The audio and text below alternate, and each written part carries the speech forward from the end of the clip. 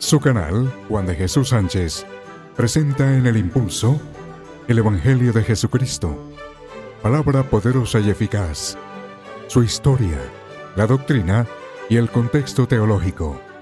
Prepárese y escuche.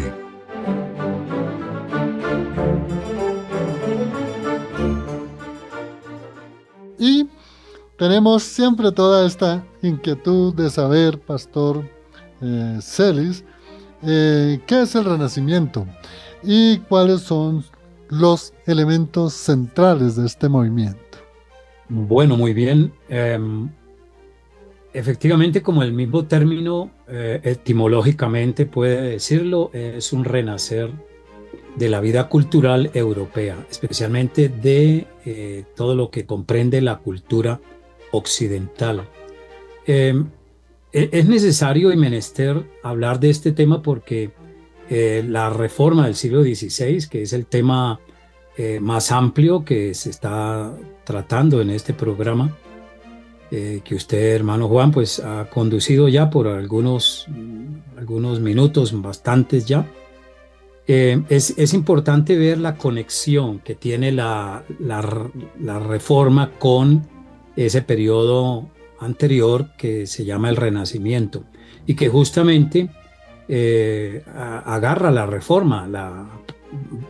Básicamente se cree históricamente que el Renacimiento va a terminar con el inicio de las 95 tesis que Martín Lutero clavara en la puerta de la iglesia en Wittenberg, de la misma universidad donde él era profesor.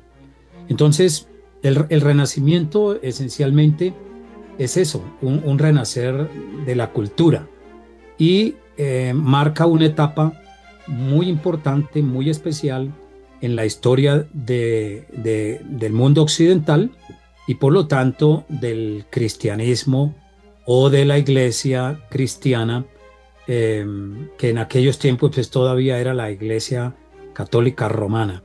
Pero es muy importante ver obviamente sus influencias que fueron muy marcadas en la vida del mundo europeo y luego esto va a trascender a América una vez que se descubre este continente americano por Cristóbal Colón, ¿no?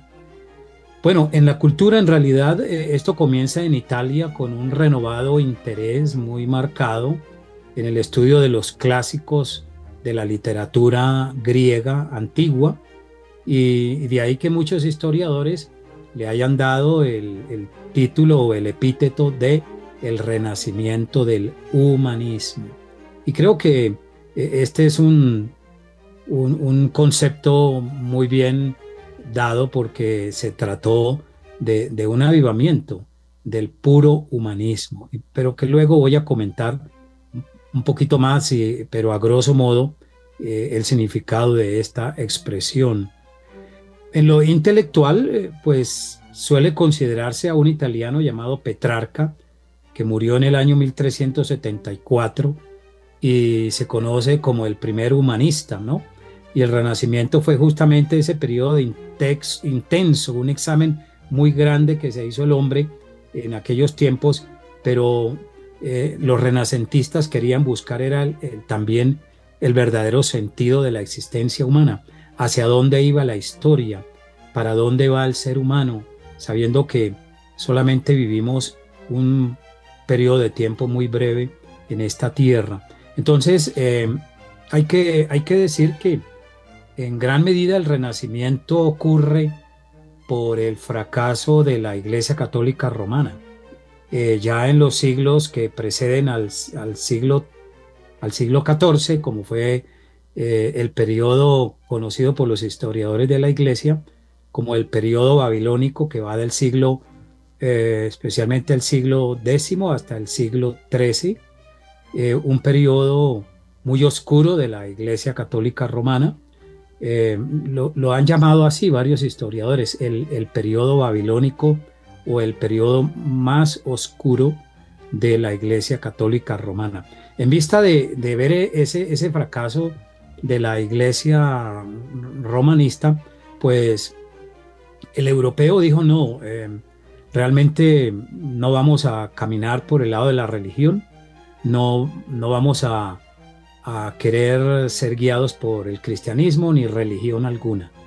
Entonces ellos lo que hacen es estrictamente darle un crédito muy grande a la razón humana y solamente lo que la razón dijera, entonces, y lo que comprobara a través ya también de muchos avances que iba teniendo el método científico, entonces ellos renuncian a todo concepto religioso y se dedican a desarrollar la vida o a encontrarle el sentido primordial a esta existencia humana, volviendo a la filosofía griega, especialmente a los filósofos clásicos como Sócrates, Platón, Aristóteles.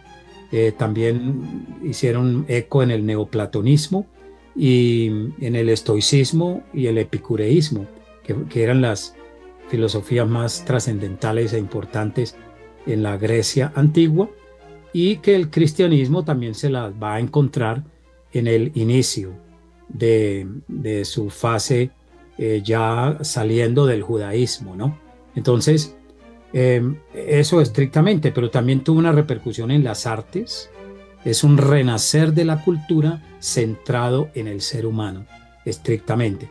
Hay un renacer en las artes y yo creo que en esto, en varios aspectos, el Renacimiento no fue malo. Ahora miraremos qué es lo negativo del Renacimiento, pero aún en las artes, un Boccaccio, un Dante, un Valla, Pico della Mirandola, Leonardo da Vinci, un Rafael, un Miguel Ángel. Hay que ver cómo estos hombres, sin ser cristianos, estaban dotados por lo que la teología reformada llama la gracia común del Espíritu Santo. La gracia común es un acompañamiento aún a los pecadores, al hombre sin Dios, de tal manera que influye en la vida social, en la vida cultural, en la vida artística y hasta política. Todo lo que sea bueno, bonito, todo lo que contribuye a una edificación orgánica en la vida del ser humano, en cualquier país, en cualquier territorio, lo que contribuye a los mejores desarrollos culturales, morales, artísticos y todo lo que embellece la vida. Los reformadores enseñaron que eso era una forma en que el Espíritu de Dios actuaba o desarrollaba la vida de la humanidad, previniendo mucho más la corrupción moral. Entonces se le llama gracia común porque sin regenerar el corazón del hombre a través de la gracia especial, que es la obra del Espíritu Santo, trayendo regeneración moral y espiritual al ser humano a través de la fe en Cristo, no regenera el corazón del pecador, pero sí lo capacita para desarrollar, digámoslo en este sentido, buenas obras, buenas acciones que van en pro de la humanidad, del mismo género humano. Entonces, todo esto es dado por la gracia de Dios y yo creo, pero la gracia común, ¿no? La que atañe a toda la humanidad. Me refiero a aquel pasaje del Evangelio de Mateo y Marcos, donde el Señor Jesucristo dijo que Dios hacía salir su sol sobre buenos y malos, sobre justos e injustos, hacía llover y daba alimento a todo el mundo también. Entonces es esa gracia también la que resurge de una manera especial, sobre todo en el arte, y el hombre empezó a hacer estudios muy pormenorizados de la vida sociocultural del mundo clásico y se entrega a las artes, lo cual pues Dios nunca anuló las capacidades intelectuales y artísticas del ser humano aún después de la caída en el pecado. En la vida política también, ¿no? Surge algo muy importante como fue el derecho político en toda Europa, y los renacentistas prefirieron el derecho romano, con todos los aspectos naturales que entrañó y todavía ejerce una influencia en el mundo el derecho romano. Pero no quisieron nada de temas bíblicos, del judaísmo, del cristianismo, y así es que aún dentro del marco político, pues también ellos fueron originadores de las llamadas ciudades-estados, en los cuales se fueron abriendo paso reyes y príncipes por medio de territorios, iban ensanchando sus pueblos, sus ciudades, hasta formarse el llamado Estado moderno que nosotros conocemos hoy. También hubo diplomacia, empezaron las embajadas a darse en embajadores. Y bueno, todo esto pues es muy importante destacarlo porque esto va a confluir en el siglo XVI en la llamada Gran Reforma religioso, cultural y teológica con Martín Lutero. Así es que vemos a un Erasmo de Rotterdam, por ejemplo, vemos a un Juan Calvino, a Zwinglio, a Melanchthon, a Henry Bullinger. Todos ellos eran hijos del Renacimiento, y en verdad no podemos desestimar que aprovecharon lo mejor que produjo el Renacimiento, como fue el estudio de la filología clásica, y se dedicaron con los mejores maestros de Europa. Los reformadores estudiaron el hebreo y el griego una vez que se retiraron de la Iglesia Católica y empezaron a leer la Biblia por sí mismos. Muchos de estos eran sacerdotes y empezaron también a leer los escritos de Martín Lutero. Y debido a esto hay esa confluencia, esa vinculación entre Renacimiento y Reforma, que son las bases para nosotros hoy de la cultura que se desarrolla y en la cual estamos viviendo. Claro, hoy con más avances tecnológicos, culturales, sociales, de pensamiento también, pero eso estrictamente fue, hermano Juan, lo que produjo también el Renacimiento, ¿no? Entonces es una etapa importantísima porque, como dije, la Reforma también, que está al final del Renacimiento, en algunos aspectos se nutrió de lo mejor que produjo el Renacimiento. Pero ahora, más adelante, vamos a ver los puntos negativos de ese periodo que se conoce como el Renacimiento, que va del siglo XIV hasta comenzando o a mitad del siglo XVI. Gracias, Pastor Celis. Mire, amigo oyente, la cantidad de información que nos ha suministrado el Pastor Mario relacionado con el Renacimiento, pero él mismo nos lo dijo muy conectado con la Reforma Protestante. Y es muy importante, y por eso quisiera resaltar algunos aspectos, amigo oyente, para que usted lo tenga ahí en su mente, vuelva a escuchar el audio que el pastor nos ha indicado, ese movimiento que es el Renacimiento, en donde hay un renacer en todas las, digamos, disciplinas del conocimiento humano, retomando, como el pastor nos lo dijo, todo ese pensamiento artístico, filosófico, político, religioso inclusive, y artístico desde la época de la cultura greco-latina. Y él mismo nos resaltaba de un gran personaje como el precursor del humanismo, que esto es muy importante tenerlo en cuenta, el señor Francesco Petrarca. Si no estoy mal, recuerdo una de sus grandes obras es El Cancionero. Esa es una obra muy importante, no solamente para el pensamiento social político, sino también para el pensamiento religioso. Qué importante que el pastor nos resaltó sobre algo que es muy importante tener en cuenta, lo que ocurría en la Edad Media, un teocentrismo exagerado religioso, pero en el Renacimiento, como surge el humanismo, surge precisamente el antropocentrismo, el hombre, como en el centro de las cosas, ¿no?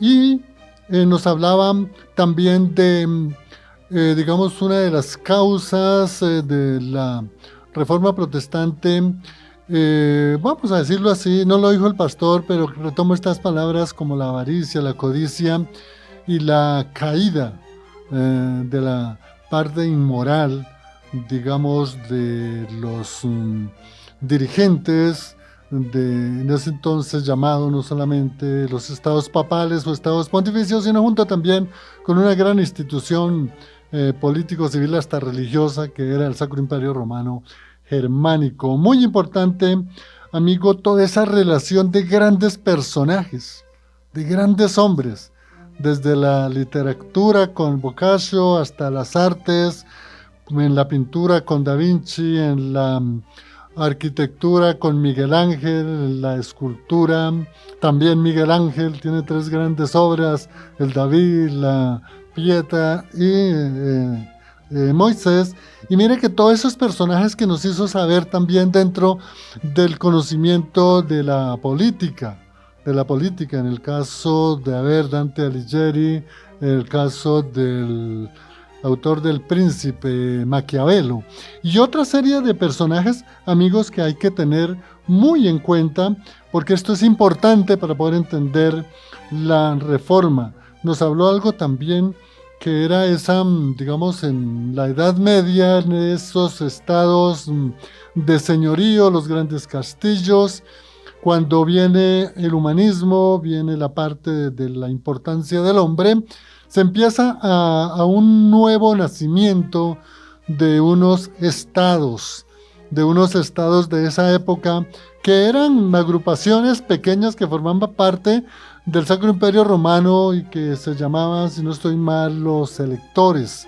Habían unos príncipes que eran como unos gobernadores regionales, y esos eran los príncipes electores, y que luego era a quienes nombraban después al emperador del Sacro Imperio Romano, y el Sacro Imperio Romano era el que decía quién iba a ser el Papa, y el Papa lo bendecía y lo coronaba. Bueno, todas esas cosas tan importantes que nos ha enseñado el pastor Mario Celis.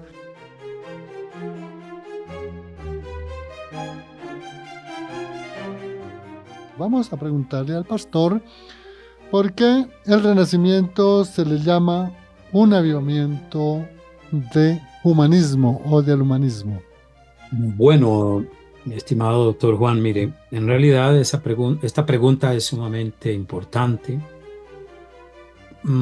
Entender por qué estrictamente existe un avivamiento del humanismo se debe, según varios historiadores, los cuales coinciden, y lo anotaba hace un momento, en el instante en que la cristiandad es de mal ejemplo para la sociedad, la gente no va a ver con buenos ojos ni con buenas expectativas la fe cristiana.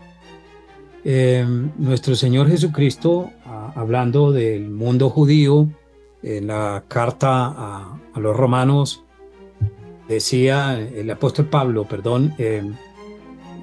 ciertamente que por causa del mal testimonio del mundo judío, el nombre de Dios era blasfemado, y por lo tanto eso no trajo una buena expectativa a la humanidad de aquellos tiempos, porque el mundo judío también en su aspecto religioso, aunque no en sí mismo en materia de lo que era el Antiguo Testamento. La escritura es perfecta, la escritura hebreo-cristiana como revelación de Dios, pero el mundo judío también fracasó en darle a la humanidad el propósito que Dios tenía de que el mundo se preparara para recibir a su santo Mesías, que llegó a ser nuestro Señor Jesucristo, y fue rechazado y llevado a una cruz. En el mundo de la cristiandad, después del siglo cuarto, con el surgimiento de la Iglesia Católica Romana, hace 8 días hablábamos un poquito del primer Papa, León I, del siglo V, más bien, disculpen, en el año 430 surge el papado. Y vemos un declive muy grande en la eficacia de exponer la fe, de atender a la gente en sus necesidades morales y espirituales. Y así viene un decaimiento hasta que llega el periodo babilónico del papado, como anotaba antes, que es un periodo más o menos de 3 siglos, en que viene una corrupción muy grande. Entonces, el avivamiento del Renacimiento por el lado del hombre es un crudo humanismo, en el cual se abandona todas las escrituras hebreo-cristianas. Se abandonan las obras de teología que se habían hecho ya en los primeros siglos de la cristiandad, que exponía el cristianismo, obviamente. Y por lo tanto surge un deseo muy grande de divinizar al hombre. Es decir, vuelve la apoteosis griega, el paso de hombre a un dios, cómo un hombre se podía convertir en un dios según las mitologías griegas de antes de Cristo y en los días de Cristo. En consecuencia, pues, en el Renacimiento, pues se dan muchas cosas positivas, como anotábamos anteriormente, pero también desde el punto de vista de la fe cristiana, algo muy negativo, y es que ese humanismo estrictamente va a prescindir de Dios. Dios no es tomado en cuenta. O si se toma en cuenta, es tomado en referencia a todos los dioses del panteón griego, del Olimpo griego, otra vez, ¿no? Como hay un resultado de la filosofía griega y de la cultura greco-romana. Entonces, lo que hacen desde el punto de vista de la teología es caer en una idolatría muy grande, llegando a constituir a la persona humana como prácticamente Dios, como si fuera Dios. Es decir, el hombre y su razón natural, el derecho natural, todo lo que comprende el naturalismo, entonces se vino a ver como lo más grande y fundamental, y se despreció la fe cristiana. Pero repito, por culpa de los que representaban supuestamente en aquellos tiempos la fe cristiana, los que se llamaban ser herederos o sucesores de los apóstoles, lo cual no es correcto porque primero que todo no puede darse la sucesión apostólica, porque esta muere con el último de los apóstoles. Entonces, ese avivamiento humanista es muy fuerte y de todas maneras vamos a darnos cuenta que en medio de toda esa confusión que había estrictamente en Europa, que era una caldera a punto de explotar para la época de Lutero, también fue muy interesante ver que el Renacimiento en su etapa final se nutre de 2 acontecimientos magnos, muy, muy importantes, como fue el invento que elabora Juan Gutenberg en el año 1455, un alemán, John Gutenberg, y él logra inventar la imprenta de tipo móvil. Entonces se empezaron a producir libros por cantidad. Se editaron otra vez las obras de los filósofos griegos, los clásicos, pero fue muy interesante que Gutenberg, que era de origen cristiano, el primer libro que imprime fue la Biblia, y empezó a circular la Biblia a través de la forma actual que como tenemos los libros, ¿no? Un objeto plano con hojas plegables, donde se imprimen unos garabatos y en pocos segundos podemos estar en la mente de un autor, así haya muerto 100, 200 o 300 años. O sea que el invento de Gutenberg fue extraordinario. En el siglo, cuando iba a partir el siglo XX para el XXI, en el año 2000, a las 12 de la noche, en el mundo entero se dio una noticia en la cual los principales medios coincidieron todos en que el invento más extraordinario e importante de todo lo que compuso del siglo XX hacia atrás fue la imprenta de John Gutenberg. Pero también dijeron que el personaje de mayor influencia en la historia mundial seguía siendo nuestro Señor y Salvador Jesucristo. El otro asunto tan importante que le dio una potencialidad impresionante al final del Renacimiento fue el descubrimiento de América. Ahí se potencia España, las principales potencias europeas como Inglaterra, Francia, la misma Alemania también, aunque Alemania no participó mucho de los temas del descubrimiento de América. Fueron 3 países: España, Inglaterra, Francia y también los Países Bajos. Entonces, estos 2 elementos, sobre todo el invento de la imprenta, hicieron que se empezaran a editar obras de ciencia, las obras humanistas, y se riega por el mundo europeo. Pero surgió la Reforma de una manera impresionante, de la cual pues hablaremos ahora en la siguiente pregunta que creo que formulará el hermano Juan. Sí, señor. Qué bueno, amigo oyente, estar aprendiendo tantas cosas que nos está enseñando el pastor Mario Celis sobre la Reforma. Y sí, pastor, ¿cuáles fueron las influencias fundamentales que desde el siglo XIV condujeron a la reforma teológica y cultural del siglo XVI, pastor?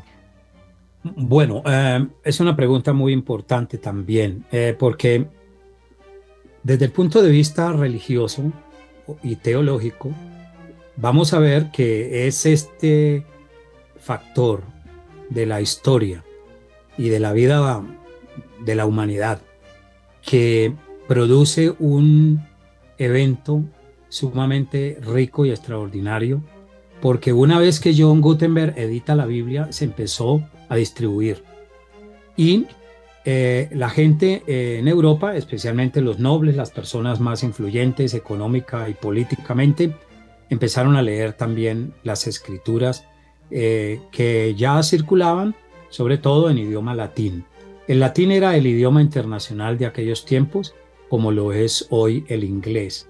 Entonces, desde el punto de vista religioso, hubo unas influencias o condiciones muy grandes, sobre todo la decadencia de la Iglesia Católica, porque se presentó lo que usted manifestaba hace un momento también. Para ilustración de los oyentes, lo volvemos a decir desde otro ángulo de vista: la simonía, que era la compra y venta deliberada de asuntos, de cosas espirituales, de puestos clericales, y era algo muy deshonroso porque todo esto era contrario a el mensaje escritural de los evangelios. Jesús había dicho: ustedes han recibido gratuitamente, también den de gracia. Y por esto los muchos reproches que se le hicieron a la Iglesia Católica desde la Reforma, es decir, desde los reformadores, que varios de ellos habían sido ordenados como sacerdotes, al descubrir el mensaje del Evangelio en las Escrituras y tener una amplitud teológicamente hablando a través de las grandes obras que produjo Lutero, Calvino, Melanchthon, Zwinglio, Teodoro de Beza y todos aquellos reformadores de la primera generación y la segunda generación, inundan a Europa con un nuevo saber espiritual, teológico y religioso. O sea que lo que el Renacimiento quiso hacer, acabar con todo concepto divino del cristianismo, vuelve y renace. Surge como un nuevo renacimiento, pero de la fe cristiana. Y esto le dio un golpe de gracia al renacimiento humanista, que se había vuelto antropocéntrico. Todo giraba en torno al hombre. Dios no contaba, Dios no era importante. A Dios había que eliminarlo de la mente y de la vida del europeo. Bueno, eso destacó algo sumamente interesante que hizo que mucha gente, al igual que al comienzo, en los primeros siglos de la era cristiana, la gente cansada de las religiones de misterio, de la filosofía griega, del abuso del Imperio Romano, encontraron el cristianismo, encontraron a Cristo como Dios hecho hombre, y todo el concepto teológico y ético y moral de la fe cristiana trajo un bálsamo de alivio, y al mismo tiempo creo que la humanidad en los siglos primero, segundo, tercero, cuarto en adelante, muchos que llegaron a creer en la fe cristiana encontraron el verdadero propósito de la vida. Igualmente pasó en los días de la Reforma, pero también hay que decir que la Iglesia Católica tenía un sistema de opresión económica muy, muy grande sobre la población, sacando dinero, vendiendo indulgencias, la compraventa de indulgencias. Vemos a Juan Tetzel en Alemania vendiendo indulgencias parciales y totales, indulgencias plenarias, para sacar el alma del purgatorio. Y cuando Lutero ve este espectáculo, él se enardece porque ya había estudiado la carta a Romanos, era profesor allí en Wittenberg, y por lo tanto Lutero empieza su trabajo de producir las 95 tesis. Pero también hubo la inmoralidad, ¿no?, del clero católico. Todos los asuntos inmorales y críticos producidos también por el papado, por los cardenalatos, que se le llamó también la medianoche de las edades oscuras del papado, y por ende el cisma papal, la ola del secularismo, todo lo que describe un historiador y un filósofo de la Universidad de la Sorbona, porque en esos tiempos previos ya en los tiempos a punto de iniciarse la Reforma, lo que él llama el fracaso del Estado de Borgoña, la muerte de Carlos el Temerario, la guerra de las dos rosas en Inglaterra, que fue una guerra de varios años donde las dos familias más importantes se mataron durante muchos años, y las guerras husitas, que fueron las guerras que empezaron a darse por el martirio que se hizo de John Hus, el prerreformador. Y bueno, así, de esta manera, vamos a ver después que social y económicamente Europa empieza a cambiar por la influencia de la Reforma. No solo fue teológica, religiosamente, también se dio un avance significativo en el descubrimiento de los estados modernos, se dio un concepto moderno de la vida política a partir de la Biblia. Porque si uno mira el profeta Isaías, Dios es vuestro juez, Dios es el que enseña la ley, Dios es el que hace cumplir la ley. Entonces, las obras de Calvino, especialmente los comentarios, produjeron, a juicio de muchos, lo que hoy es la democracia moderna. Y los países republicanos y también democráticos a partir de una carta magna como la Constitución política. Todo esto fue una influencia directa de la Reforma, que creo que el doctor Juan va a ampliar en los próximos programas. Total que entonces Renacimiento y Reforma son dos periodos que se unen. Al final del Renacimiento viene la Reforma, pero no triunfó el Renacimiento yo me atrevo a decir, en las artes fue maravilloso, en la literatura, en descubrir los clásicos, pero desde el punto de vista de la cultura, de volver a entronizar a Dios en su lugar, de dar a conocer las escrituras como revelación de Dios, única, indiscutible, inapelable como la autoridad, una Biblia como inerrante e infalible, y prácticamente fue la que dio origen hoy a la cultura en la cual nos movemos, tanto a nivel científico como cultural, social, políticamente, desde el punto de vista de la democracia, desde el punto de vista de la ganancia de las libertades individuales y personales, como la libertad de expresión, libertad de culto, libertad de pensamiento, libertad de movimiento, que está consignada en nuestra Carta Magna colombiana.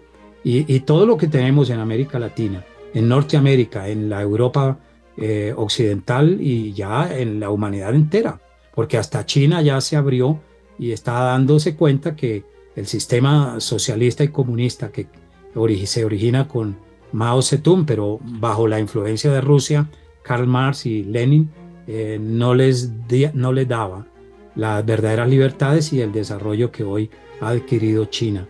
Todo esto se le debe al cristianismo. Las modernas formas de ver la vida, el avance cultural, científico, se le debe a la reforma del siglo XVI, indiscutiblemente. No lo digo yo, puedo darle una bibliografía muy grande de historiadores, de humanistas no cristianos que ellos dan cuenta de esto.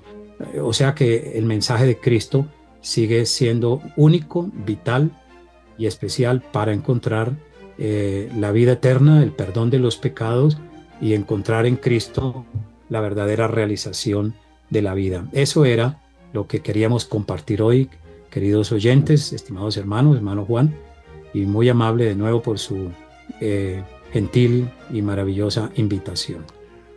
Gracias, Pastor Mario Celis. Todo lo contrario, damos gracias a Dios por su vida, por el tiempo que ha sacado de su ministerio para compartirnos este tema tan importante. Lástima que se nos fue el tiempo en la radio pasa tan rápido, pero amigo oyente, vuelva a escuchar el programa porque es muy importante. Pastor Celis, gracias, Dios lo bendiga, que el Señor lo guarde y qué bueno poderlo tener en otra oportunidad en Fuego AM para recibir más sus enseñanzas. No quisiera pasar sino en un minutico que nos dijera en qué página, en qué medios tiene virtuales para poder alguna persona que quiera contactarlo a usted. Por ejemplo, ahorita tengo unas 3 preguntas que veo muy importantes, pero el tiempo no nos da. Qué bueno que el pastor nos pudiera indicar alguna página, algún enlace en donde los oyentes puedan mismo contactarlo, si yo no puedo dar esa respuesta a unas 3 preguntas que son de suma importancia. Bueno, pueden contactarme como Mario Celi Bogotá en Facebook y en la página de Editorial Clear de San José, Costa Rica, Editorial Clear, ahí escribe mi nombre y allí también lo van a conectar con su servidor, pero mayormente por Facebook, Mario Celi Bogotá, y con mucho gusto quiero responder esas preguntas. Gracias, Pastor Mario. Dios lo bendiga. Y reitero, son 3 preguntas. Hay una muy importante que la hacen desde Galicia, España, y le preguntan al Pastor Celi cuál es la relación que hay o cuál es la influencia del Renacimiento en la Reforma Protestante. La segunda pregunta indican si la Reforma Protestante aún hoy en el mundo está vigente. Y hay una tercera pregunta que, bueno, está relacionada a la primera parte. Indica cuál es la importancia de Tomás de Aquino en la Edad Media. Hay unos puntos suspensivos. Podría indicar también qué es la importancia de Tomás de Aquino en la Reforma Protestante. Esas fueron las 3 preguntas. Yo trato de resolverlas, pero qué bueno que pudieran contactar más bien al pastor Celi. Bendiciones a toda la familia de Fuego AM. Reiteramos los agradecimientos al pastor Celis. Gracias a Lorena en el Control Master. Les habló en el Impulso Juan de Jesús Sánchez Aponte. Hasta otra oportunidad en el Impulso.